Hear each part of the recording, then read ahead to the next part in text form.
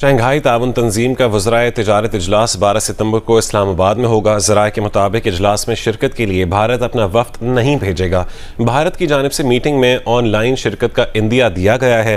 तो आखिर वही हुआ जिसका उम्मीद थी कि भारत ने अपने ट्रेड और इकोनॉमिक मिनिस्टर्स को 12 सितंबर को पाकिस्तान भेजने से इनकार कर दिया।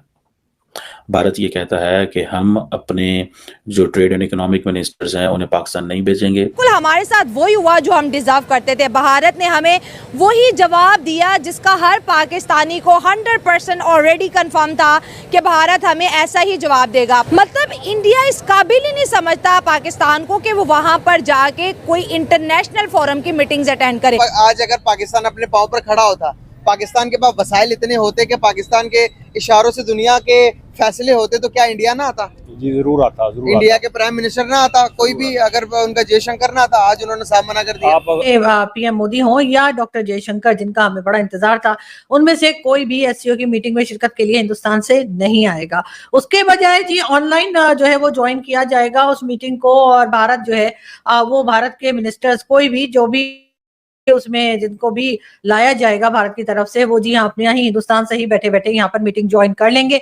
दुनिया के हर मुल्क भेजता है लेकिन पाकिस्तान नहीं भेजेगा, अभी नहीं भेजेगा, क्योंकि उन्हें पता है पाकिस्तान कमजोर तरीन सिचुएशन में है। और जब आपकी एडवर्सरी कमजोर तरीन सिचुएशन में हो तो आप वहां जाके उसको मजबूत नहीं करते हो। पाकिस्तान को इंडिया की इतनी ज़रूरत क्यों है? क्योंकि अगर इंडिया यहाँ पर आता है तो हमारा जो एक इमेज है जो दुनिया में बहुत ज़्यादा डाउन हुआ है वो बेहतर हो जाएगा। इंडिया ने हर जगह पाकिस्तान के बारे में बोला कि पाकिस्तान जो है एक टेररिस्ट स्टेट है। अगर इंडिया यहाँ पर आता है तो वो जो टेररिज्म का टैग हमारे ऊपर से हट जाएगा, लेकिन इंडिया हमें फ़ायदा पहुँचाएगा। नमस्कार दोस्तों, आज की एक और नई वीडियो में आपका स्वागत है। और एससीओ का जो सबमिट होना है पाकिस्तान में, वो स्टार्ट होने से पहले ही एस जयशंकर साहब ने कोई धमाका कर दिया है जिसके ऊपर से पाकिस्तान का मीडिया बात कर रहा है। तो आइए देखते हैं अभी पाकिस्तान का मीडिया क्या बात कर रहा है। इनके वज़राए तिजारत का इजलास 12 सितंबर को इस्लामाबाद में होगा। इजलास में शिरकत के लिए भारत अपना वफ्द नहीं भेजेगा। भारत ऑनलाइन मीटिंग में शिरकत करेगा।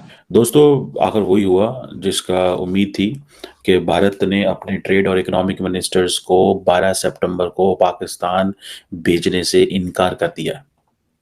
भारत ये कहता है कि हम अपने जो ट्रेड एंड इकोनॉमिक मिनिस्टर्स हैं उन्हें पाकिस्तान नहीं भेजेंगे। और आपको पता है शंघाई कोऑपरेशन ऑर्गेनाइजेशन के हवाले से ये मुलाकात होनी थी। ये एक मल्टीलैटरल फोरम है, ये बायलैटरल डिस्कशन नहीं है। क्या चाइना में के अंदर अगर ऐसा कुछ होता तो भारत अपने मिनिस्टर्स भेजता या ना भेजता? डेफिनेटली भेजता। भारत यूएई भेजता है, सऊदी अरब भेजता है, बांग्लादेश भेजता है, श्रीलंका भेजता है, मालदीव्स भेजता है, दुनिया के हर मुल्क भेजता है, लेकिन पाकिस्तान नहीं भेजेगा, अभी नहीं भेजेगा, क्योंकि उन्हें पता है पाकिस्तान कमजोर तरीन सिचुएशन में है। और जब आपकी एडवर्सरी कमजोर तरीन सिचुएशन में हो तो आप वहां जाके उसको मजबूत नहीं करते हो। सो डॉक्टर जयशंकर जो कि आर्किटेक्ट है इस सारी गेम के, इस माइंड के, और पीछे सारी बात है उनके पॉलिटिकल सपोर्ट है जो कि उस दौर के क्या आज के दौर के बल्कि हर दौर के वजीर आजम नरेंद्र मोदी की तरफ से है।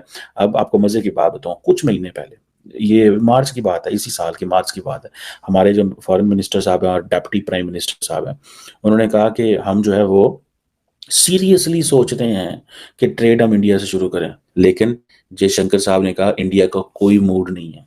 ये डॉक्टर जयशंकर के अल्फाज थे। सो पाकिस्तान कह रहा है हम सोचेंगे, जयशंकर ने कहा हम कोई नहीं सोचेंगे। आज एससीओ की डिस्कशन के हवाले से इंडिया ने पाकिस्तान को कह दिया हम वर्चुअल आएंगे। मतलब मैंने आपको पहले कहा था कि वो प्राइम मिनिस्टर नरेंद्र मोदी जो खुद एससीओ के इजलास में वहां नहीं जाता, जयशंकर को भेजता है, वो पाकिस्तान में इजलास कैसे अटेंड करेगा? एक लॉजिक बनती है ना। जो नरेंद्र मोदी जब हेड ऑफ गवर्नमेंट्स का इजलास होता है दिल्ली के अंदर पिछले साल, तो उस वक्त वो सारा सेशन वर्चुअल कर देता है, जबकि सिर्फ एससीओ को रेलिवेंट रखने के लिए फॉरेन मिनिस्टर्स का इजलास इन पर्सन गोवा में कर लेता है। आप क्या समझते हैं वो प्राइम मिनिस्टर जो है, वो फॉरेन मिनिस्टर जो है वो आएंगे? सवाल ही पैदा नहीं होता। और उनको पता है क्यों आए। आज हम अगर पाकिस्तान आते हैं तो पाकिस्तान ताकतवर होगा, पाकिस्तान मजबूत होगा। देखिए इस वक्त इंडिया की पोजीशन ये है कि आपस में जो लड़ दे रहे हैं इन्होंने लड़न दो, हम हमारी बात को कर रहे हैं। वो कह रहे हैं बलोचिस्तान में एक एक्टिव इंसर्जेंसी चल रही है, बलोच जो है वो पाकिस्तान को गालियां दे रहे हैं, एस्टैब्लिशमेंट जो है उसका पॉलिटिकल अपरेटस के अंदर एक इस वक्त बड़ी टग ऑफ वॉर चल रही है। कल पाकिस्तान के अंदर जो है वो इस वक्त कहा जा रहा है कि बड़ा शोर मचा है कि एक जलसा था जिसमें इमरान खान की पार्टी ने फौज पे बड़ी तनकीद की। फौज के लोगों ने आज पार्लियामेंट के अंदर घुस के MNAs को गिरफ्तार कर लिया है। पार्लियामेंट ये कह रही है हमारी सैंक्टिटी की वायलेशन हो रही है। तो वो कह रहे हैं ये तो लड़ रहे हैं, तो हम इनको क्यों स्पेस दें, हम इनको क्यों स्पेस दें? ठीक है, सो ट्रेड हम क्यों इनके साथ शुरू करें, हम इनके पास क्यों जाएं? तो दुनिया का कोई बंदा तो जा नहीं रहा पाकिस्तान, तो हम क्यों जाएं, ये है वो बात। लेकिन मैंने आपको दोस्तों एक चीज कही थी, नरेंद्र मोदी ओज नवाज शरीफ अ ट्रिप। जैसे कल अगर नवाज शरीफ के मैंने आना है या मेरे भाई ने आना है तो नरेंद्र मोदी को नो नहीं करनी चाहिए, क्योंकि नरेंद्र मोदी जब फर्स्ट टाइम वजीर आजम बने थे तो उनको अलाउ किया पाकिस्तान ने कि वो ऊपर से गुजरते हुए आना चाहें तो आ जाएं।